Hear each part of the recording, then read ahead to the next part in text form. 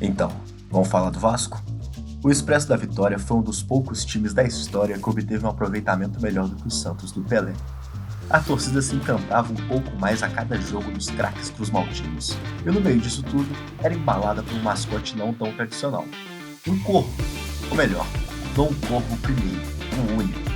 Mas vem cá, por que hoje ninguém fala do corvo? Ou melhor, por que ninguém lembra do corvo? Parece só uma história simples de um mascote esquecido, mas, como sempre, tem muito mais para essa história além do estádio.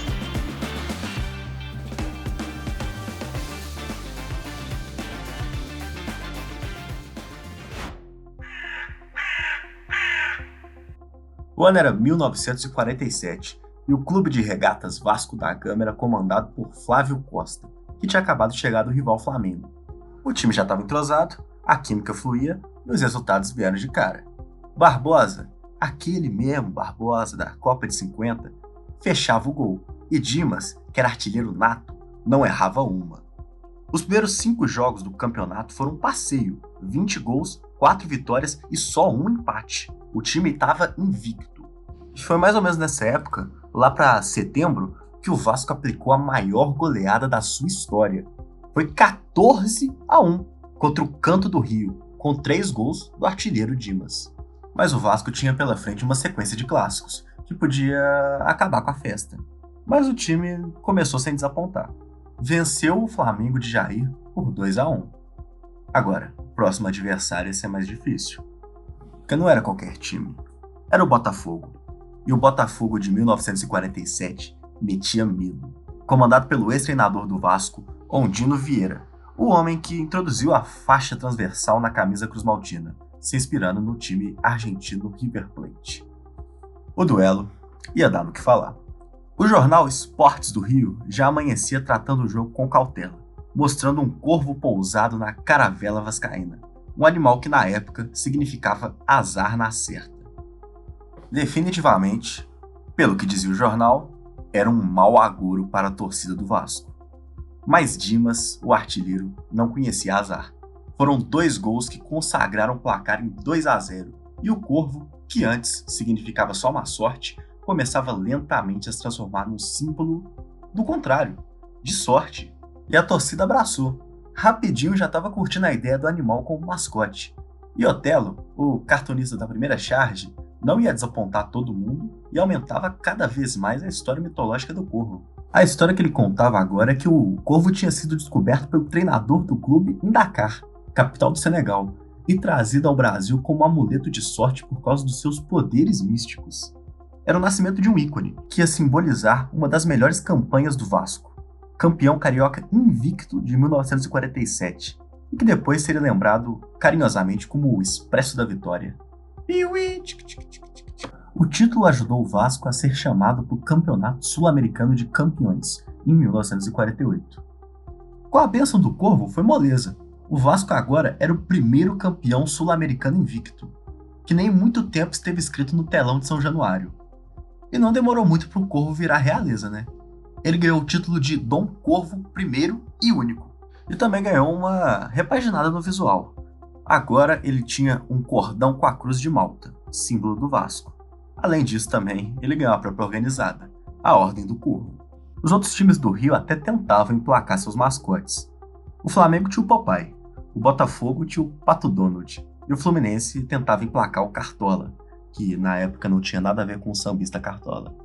Mas não tinha jeito, Dom Corvo era o único no Rio de Janeiro, líder de popularidade disparado. A febre do Corvo era tão grande que Ciro Aranha, então presidente do clube, chega a trazer um corvo de Portugal para o Brasil para dar boa sorte, fortalecendo ainda mais a ligação do mascote com a era de ouro do Vasco, se eternizando na história.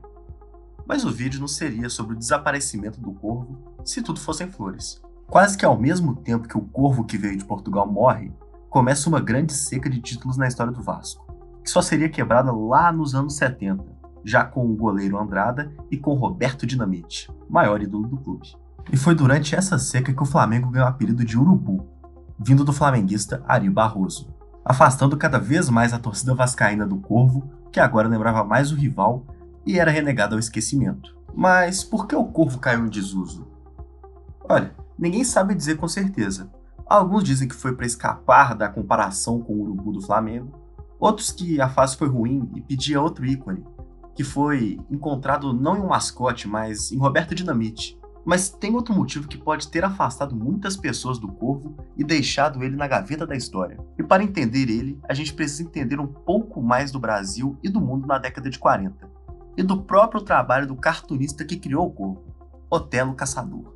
Não foi por nada que em 1923 a torcida vascaína teve que construir seu estádio com as próprias mãos para poder jogar o Campeonato Carioca. O racismo no Brasil da década de 40 e 50 era gritante. E a sociedade fingia que não era com ela, com toda a conversa de democracia racial e etc. Isso se refletia na mídia e, claro, no trabalho do próprio Otelo Caçador. O trabalho do cartunista era muito racista, usando traços de blackface, reforçando estereótipos negativos e com várias piadas de mau gosto que pegavam mal até para a época.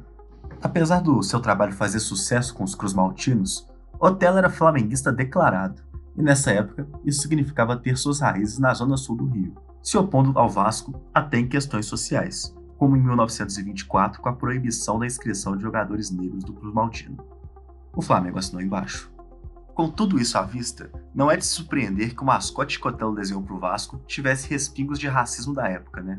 O Corvo de Otelo, numa primeira vista, não parece ter nada demais. É só um mascote e a torcida adotou. Ponto. Mas analisando o traço dele, ele começa a se parecer com um outro personagem histórico. What's all the ruckus? Come on, step aside, brother. What's cooking around here? What's the good news? What's frying, boy? Jim Crow. O nome vem da canção Jumping Jim Crow, de 1828, que imitava a população negra com estereótipos racistas e era performado usando blackface, pessoas brancas se passando por negras e caçoando, achando muito engraçado. E essa canção, que acabou se popularizando na cultura dos Estados Unidos, acabou dando nome para as leis de segregação racial de lá, que existiram desde o fim do século XIX até meados de 1950. O estereótipo Jim Crow virou um marco cultural na década de 30 e aparecia muito em quadrinhos e animações, como Trader Mickey, que era da Disney, e Jungle Jitters, da Universal. Com personagens negros estereotipados com blackface, ou seja, feitos de um jeito caricato, desumanizante, num processo que o escritor nigeriano Chinua Achebe descreve como coisificação. Mas um dos momentos mais lembrados de referência ao Jim Crow nas animações ia acontecer justamente nos anos 40, com o filme Dumbo, de 1941, de novo, dos estúdios da Disney. No filme, o elefante se encontra com um grupo de corvos, em inglês Crow, e é claro que um deles é ninguém mais, ninguém menos que o Jim Crow, um personagem que concentrava vários estereótipos da época, com um traço que claramente remetia ao blackface. Agora, vendo o Jim Crow um pouco mais de perto, ele lembra um outro desenho de corvo famoso, não é mesmo? Afinal de contas, ia ser uma coincidência enorme ter um time que lutou pelos direitos dos jogadores negros no Rio de Janeiro receber um mascote com origens racistas. Mas uma breve comparação do desenho de Otelo e no da Disney já revela tudo, e explica bastante da descrição do corvo por Otelo na historinha que ele criou, sobre como ele veio para o Brasil fazendo magia negra e tinha passos de malandro da mangueira, e foi encontrado em um terreiro bem estereotipado no meio de vários personagens no traço blackface. O corvo, sinal de sorte e de conquistas para o vascaíno, tem suas raízes em uma ridicularização dos jogadores e torcedores do clube. Isso de sua maior vitória, a integração de jogadores negros ao futebol carioca em 1923, contra a vontade da elite carioca. O corvo reforçava os estereótipos que o Vasco lutava contra. Mas isso não quer dizer que o corvo nunca mais deveria ser utilizado.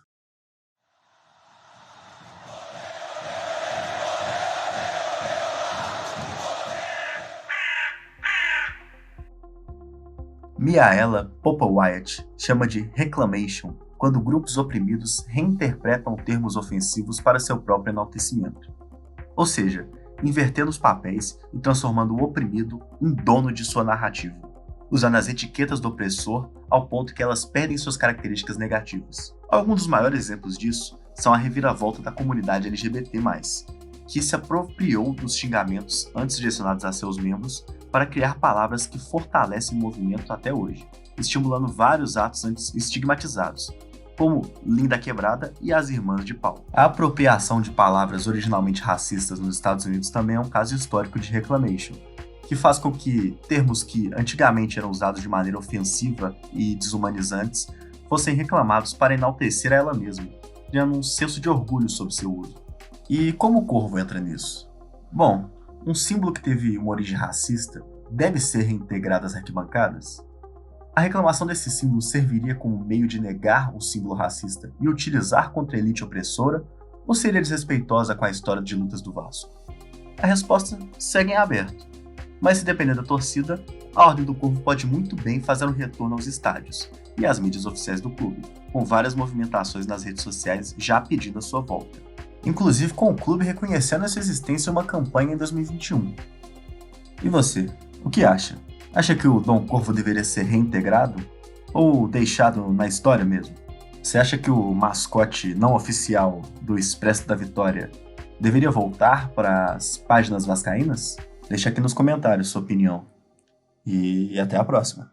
Tchau!